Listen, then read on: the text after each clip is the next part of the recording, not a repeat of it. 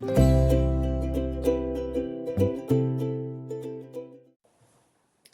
right, welcome back, everyone. This is the Be Better Tribe podcast, where we explore stories, lessons, leadership journeys that shape who we become. I'm your host, Julian. Some leaders are loud, some chase the spotlight, and some just motherfucking show up. And they become people that you trust. And that's Eric Branagan-Franco. Franco was our college soccer team captain and our goalkeeper. And if you've ever played soccer, you know that that combination is unique. As a keeper, there's nowhere to hide. You're the last line of defense, and every mistake is magnified.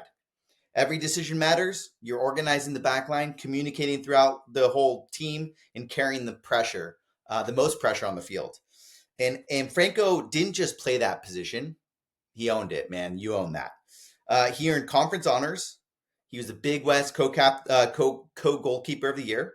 He has two, not one, but two number one overall record books, which is goals against average and career shutouts. He still holds that record today. What are we, 17, 18 years later?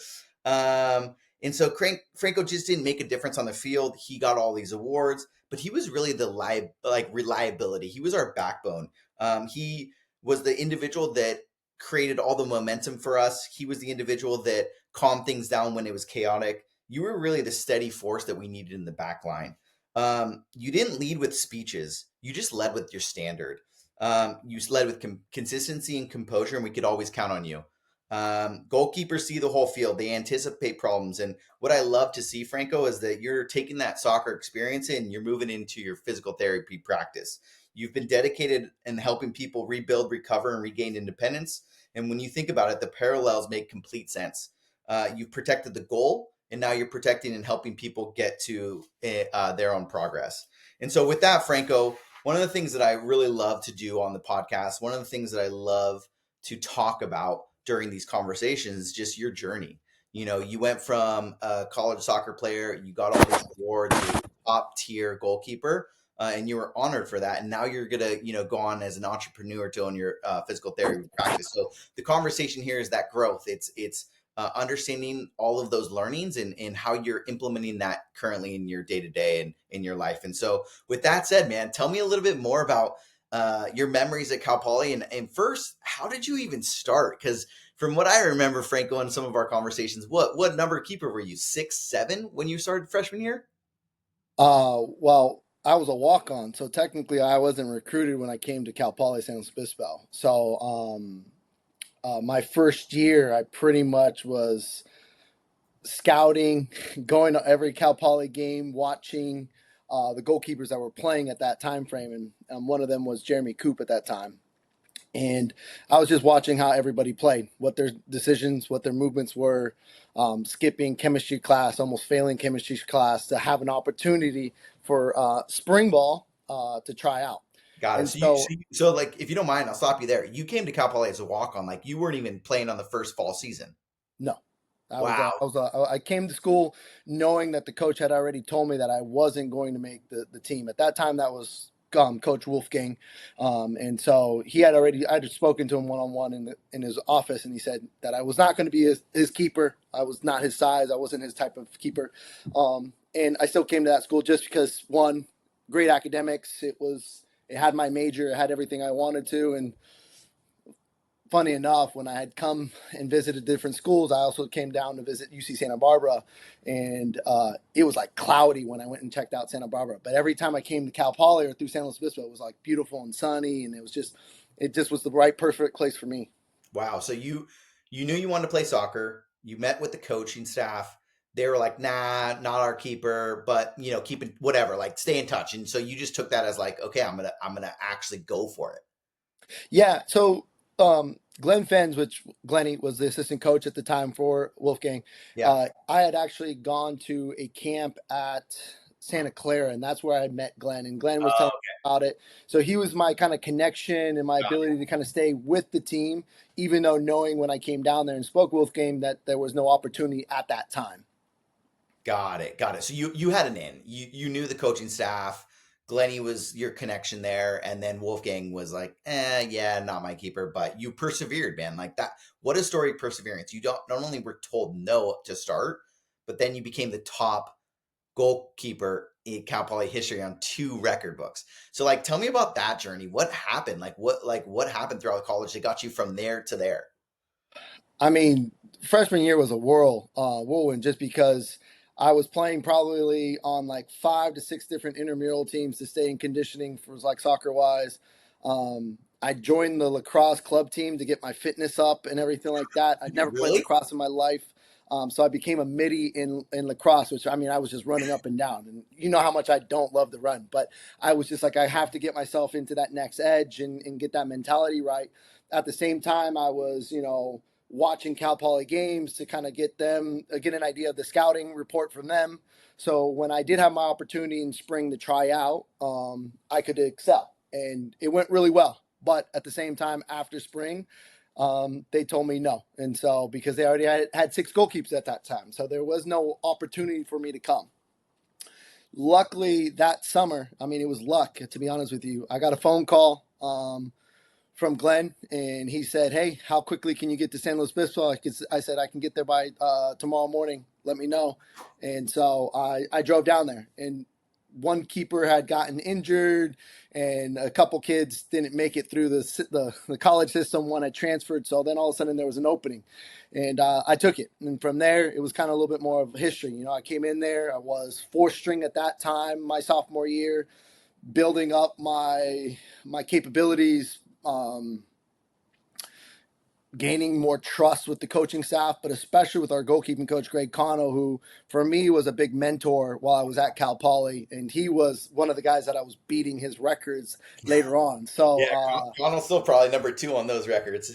but Yeah. to be honest with you, without Connell, I probably would have never really gotten that opportunity, because I went from 4th string to right at the end of the year, 2nd string, because Coop had gotten injured. And then I Got had it. kind of slowly jumped up in the rankings at that point. And then, of course, that spring, everything kind of blew up, and Wolfgang had gotten released, and we were getting a new coach. And so that new coach was Paul Huller.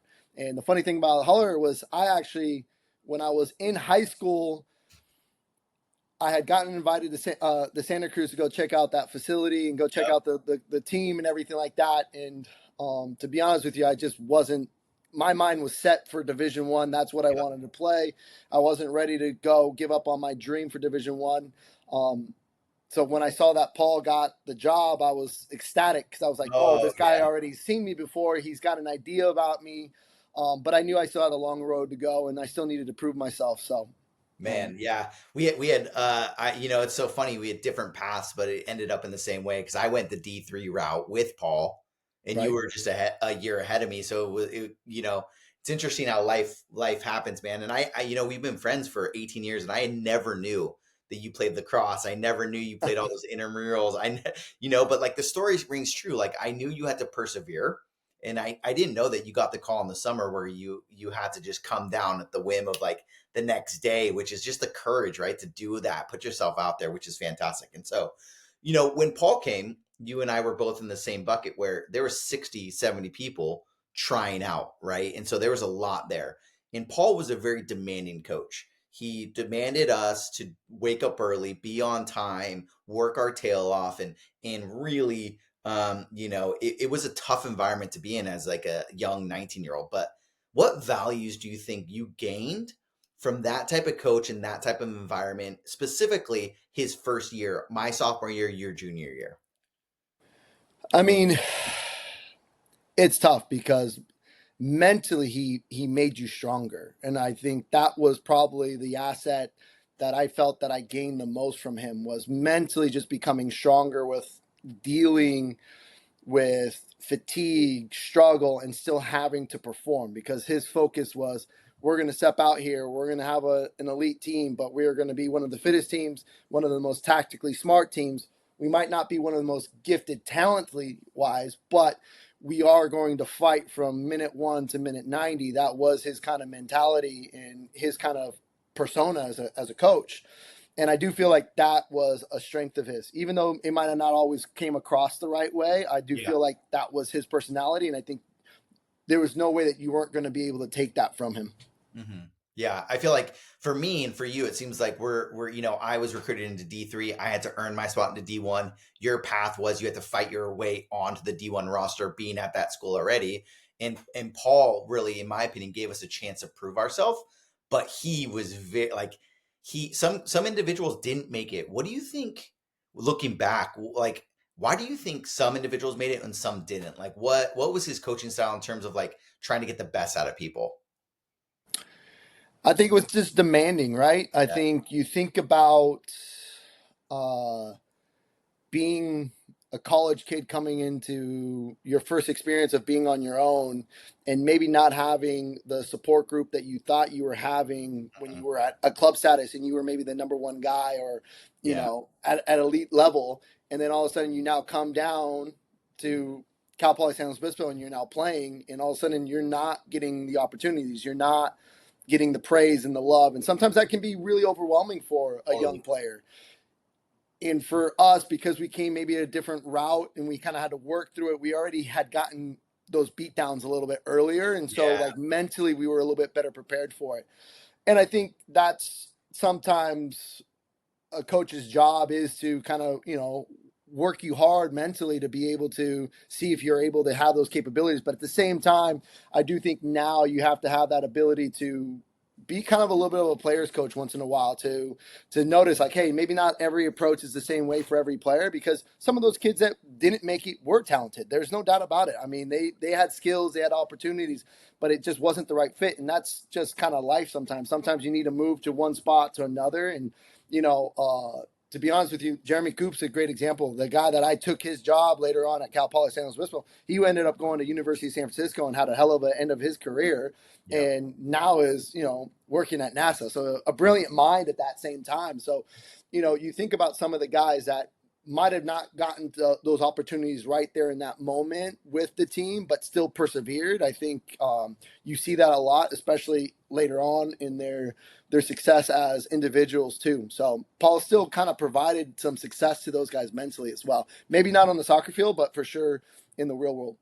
Yeah, I think you bring up a good point. It's like the people that were able to deal with a lot of rejection and a lot of hardship going into that program were able to like kind of get through it, and be part of that team. But if they weren't, then they had to like be like, okay, this isn't part of what I would want. And I need a different type of coach elsewhere, and I need a different team. But like whenever we get to talking, it's always about like the perseverance and those long days and like the hardships, and like it really built our culture and our team. And so when we think about like when somebody's going through a tough time or somebody's in a tough situation with the boss and somebody's dealing with um struggle, what advice would you give them looking back at like when we were dealing with it? Like what would advice would you have given your old self, or an individual that maybe didn't make it that had the talent from our team?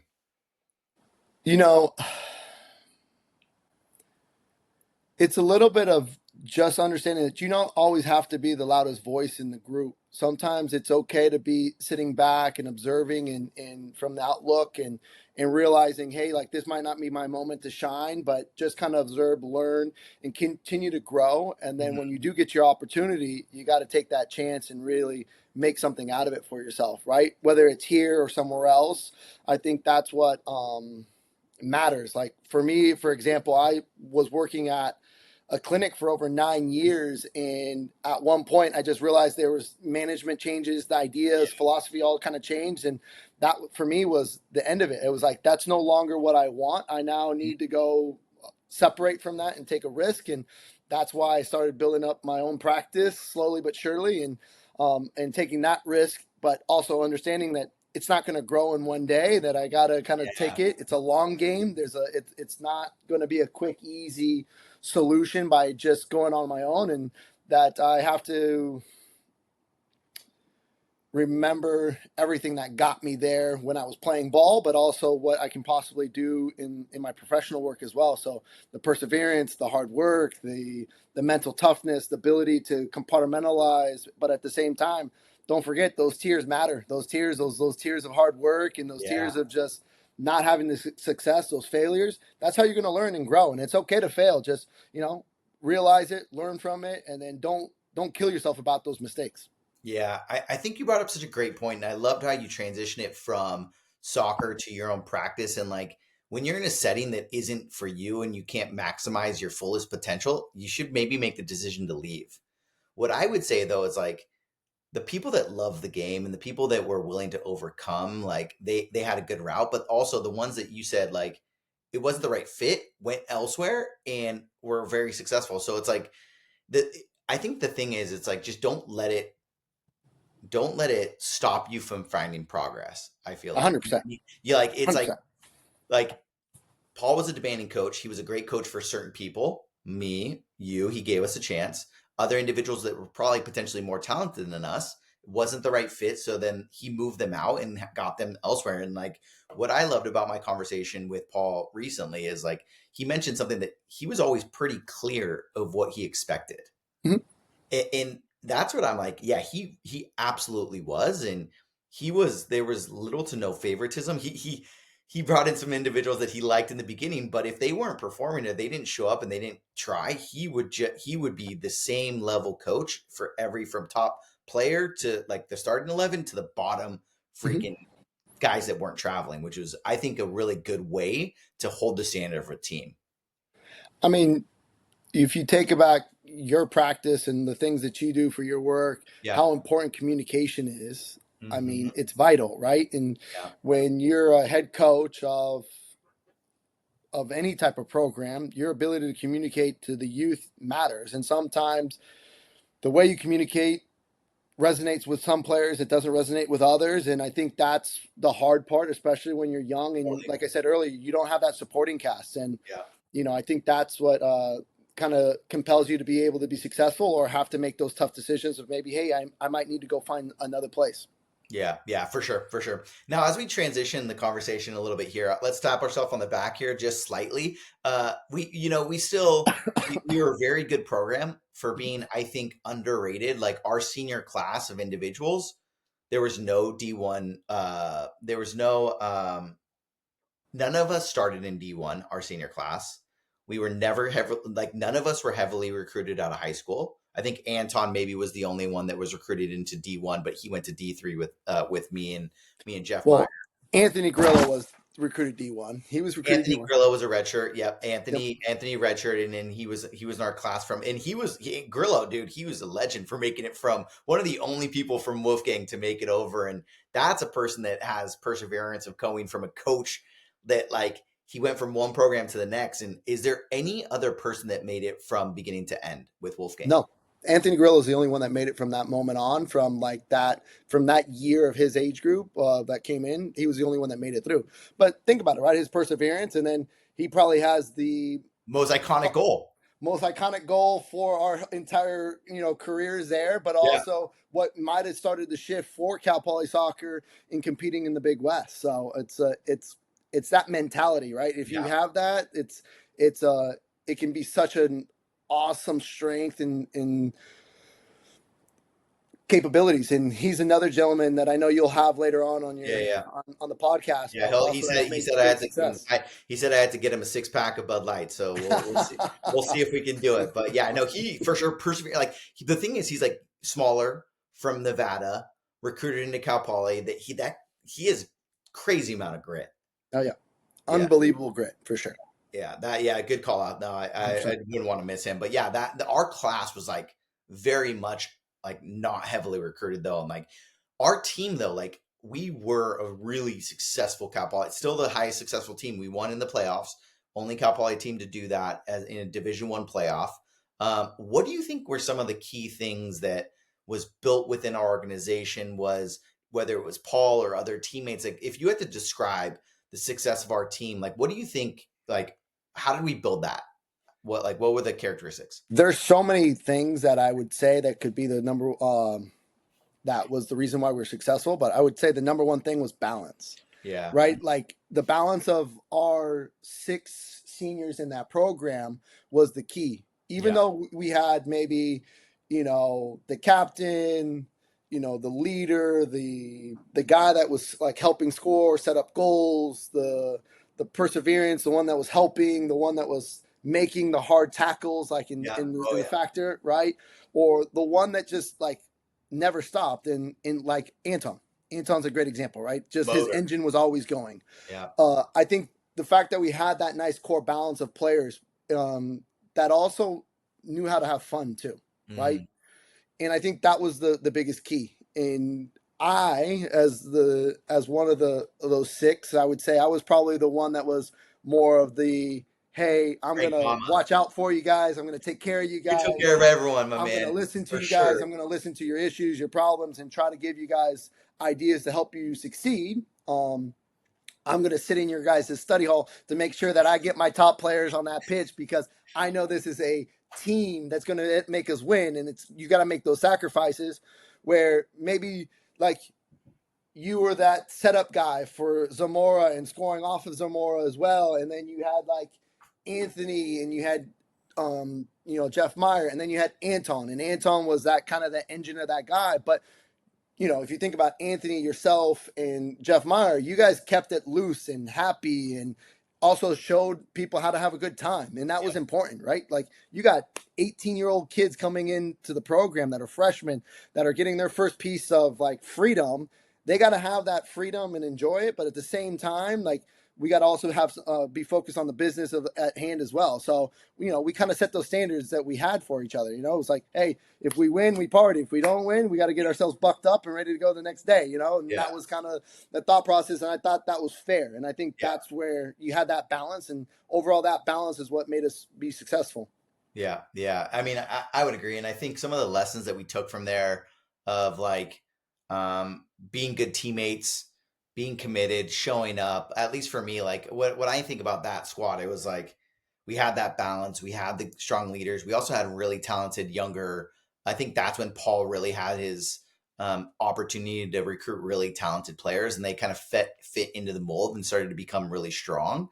Because there's a lot of underclassmen that perform really well on that team. And I think whenever we're thinking about putting an organization together or a team, whether it's me and my sales environment, you and your physical therapy, it's like you want to have that balance and you want to have that really cohesive unit that's all driving for the same thing. And I think that's really what we captured is we worked hard, we enjoyed, we had fun, and we made some of, like, in my opinion, some of the best memories that in my life, like we're being on the soccer field with some of our best friends, which are still our friends today, like, which is great. But we also love to compete. And Uh, competing was our biggest asset as well. So I think you have that balance and that control. But man, did we love to compete, right? We were always competing against one another in certain ways, whether it was a crossbar challenge or 5v5 or flying changes. Like nobody wanted to lose. And so I think that was always the mentality. And we enjoyed winning. So do you like think, winning really drove us. do you think like that was a main, like, do you think that's a characteristic of all winning teams, like that urge to win and that competitiveness? I personally do. I Yeah. mean, I think of like when I started coaching youth soccer and I was not going there, like for me, it was that competitive drive, being on that sideline, competing against the other coach, or trying to pump up my players to be prepared to play against the other team. You know, I just love to compete. It's hard for me to turn that off even when I'm playing golf with you guys and I'm horrible or just not hitting anything straight. Like I still want to win. I still want to do Oh, that, even though I know I have no chance that I'm going to win. So it's just like there's that drive that's never stops. And I think if you have that, it allows you to succeed so much further. you know what's crazy, and like, and I guess like, as if you played, whoever's listening here, if you've played soccer, if you played a competitive sport or anything in life, is like you just gotta want to succeed. You know what I mean? Like that's gonna make people successful. Like successful people do the behaviors necessary to be successful, and they want it. And so like passion is important. And what I remember, Franco, is like our we would be playing futsal in the gym, and Paul would be playing, and Paul would be the one that's two-footing everyone. He's like grabbing people. And I remember me and my roommate Ryan Ulanch, like we were going after a 50-50 ball, and like he got stuck in and knocked me, and I pushed him, and we were pushing each other. But then after practice, it's like, yo man, like what are we gonna have for breakfast? It's like just like we're competing about everything though. Right. But I think that's what makes great teams, right? That you're able to take what you're doing on the field and it doesn't go on off the field. And I think Yeah. that sometimes you can have some teams that are extremely competitive, and then they go off the field and they're still competing with one another when they Yeah, shouldn't there's be, no right? And balance. that's not the point. What you're trying to do is when you're on that pitch, you're trying to make yourself better, and that's when you really benefit as a whole in a group. And I think that's what really helped us as a group, but also what helped us bring those younger guys up to the level that we Yeah. needed them to be successful, because we weren't going to reach our full potential if we didn't have them, right? Oh, If we didn't no way. have, the Pat Siglers, the Josh Didions, or the Kyle Montgomerys, or the Jake Husets, those guys The we Ryan needed those Anderson, guys. dude, the Yeah, David yeah, Zamora, we needed those guys, and so dude, the Jesse fact was Cuthbert. is yeah, how we were going to bring those guys up into the level that we wanted to, right? Yeah, We created that culture and we yeah, built it, but we also were able to learn how to like share that to them as well, and that it helped us rise as a group. totally. And I remember spring ball, our junior year when those sophomores were playing. I'm like, holy shit, I might not get any minutes next year because these kids are studs. But it was just like, I think it's just the senior mentality of like, you're like, no, I'm playing the competitiveness and like just the ability to step up when we needed to, right? Like, it's like, come on now. Yeah. Uh, 100%, yeah. 100%. So couple last things, Franco. When we're thinking about like the future and we're thinking about the youth of today, I think whenever I have these conversations, I always like to ask, it's like, what advice would you give? Actually, you know what? I want to reframe it slightly. Like, I think anybody who's listening to this podcast, whether they're older than us, Mhm. younger than us, like people, you have a lot of life experiences, and I do truly respect and feel like you've done so much in your life, and I love and honor to be your friend. So, like, what advice would you give me, or would you give the youth, or like some of the best advice that you've received that you would be open to sharing here, Whew. Jeez, okay. or experience that you had that really like was like, dang, that helped me, like persevering, like I don't know, your first start at Cal Poly, or your first coaching state cup, or like PDPB, whatever, like I don't know, like or a quote that you always live by. Well, to be honest with you, um, when I was 16, I had just gotten done absolutely having a nightmare of a game. I lost 6-0. I mean, everything that you would want, everything you didn't want for a goalkeeper to happen, happened in one Six moment, right? nothing, Six six. nothing. Yeah, it was terrible. I mean, I I had let a couple like soft goals go by. I let one go through my legs. I mean, everything you did not want as a goalkeeper at 16 was happening, Okay, and I began having that moment of like seeing everything just spiral, and I had that domino effect where totally. everything just fell apart. And at that time it was Coach Jaime. He walked over afterwards, and I was just kind of like with my head down thinking, man, I'm done. I'm not going to be playing with this like elite like youth team anymore. Like he's just going to release me from that moment, right? I just like, Yep. okay. And I remember him looking at me and he said, we'll get it next time. And it was just something that just kind of like opened my eyes and was like, look, this is one moment. It's not your defining moment. There's still going to be other opportunities that are going to define your career. And I think that was a moment for me that made me become a lot more resilient. I Oh, became, my perseverance started to like really grow, right? As a soccer player, I had a lot of like small little moments where I was like, oh, I didn't make this team, and then I made yeah. it next year or something like that. But that moment was something that was big because we were playing in the Super Y League. It was kind of new. It was a large level, kind Yep. of competitive league. Um, and just getting shellacked 6-0, having ball go through your legs as a goalkeeper, I mean, my dad would have probably been pulling me off the field by my ear. Luckily, he wasn't there, kind of thing. Uh, but that moment there was really big. It's like, hey, we'll get the next one. And for me, that was a kind of a turning point. And as a goalkeeper, that was key because Yeah. you have to have that short term memory when mistakes happen. Because mistakes are going to happen, goals are going to happen. But as a goalkeeper, what makes you succeed is your ability to stay kind of composed and calm. You don't want to be on those highs and lows. You just want to be nice and steady and cool.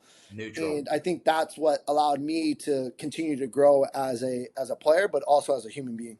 I love that, dude. It's a great get it next time. It's just like it's simple, it's to the point, but it's so true because if you give up, then it's over. You can't give up. It's like you got to keep going, and That's crazy. It's super wild. Like I was probably the team that scored against you 6 times. I don't remember, but it probably was us. I don't know. But no, dude, I think that's fantastic advice. And if there's anything else top of mind, like anything else top of mind, or get it next time is the key thing here. But Franco, as we go up, as we get off here, coming up on the 30-minute mark. Any questions for me? Any top of minds? Anything that you'd like to discuss before we jump off? You know, one thing for me that has been kind of amazing being your guys' friends for the last 6 years in our group is, 16, buddy. well, Come I on. mean, our group of like friends that we had that came off of that Oh, okay. Yeah, yeah, from yeah, that senior year, that group yeah. of six, that core is, we just came back from Austin, right? And we hadn't seen some guys for a few years, but man, it was like back to like the normal days, really quick, really fast. And I thought that was really amazing. But in general, also, um, it was really cool to see how successful Yeah, everyone has been. yeah, And I think that's a true testament to you guys and also your guys' grit and your guys' perseverance, but also just your drive, your internal drive that you have. And it's amazing to watch. But at the same time, if I'm looking at you, and what do you feel has been your biggest asset as a father? mm, Because I have one, I'm about to have two, and you're about to have three now. yeah. It's And crazy.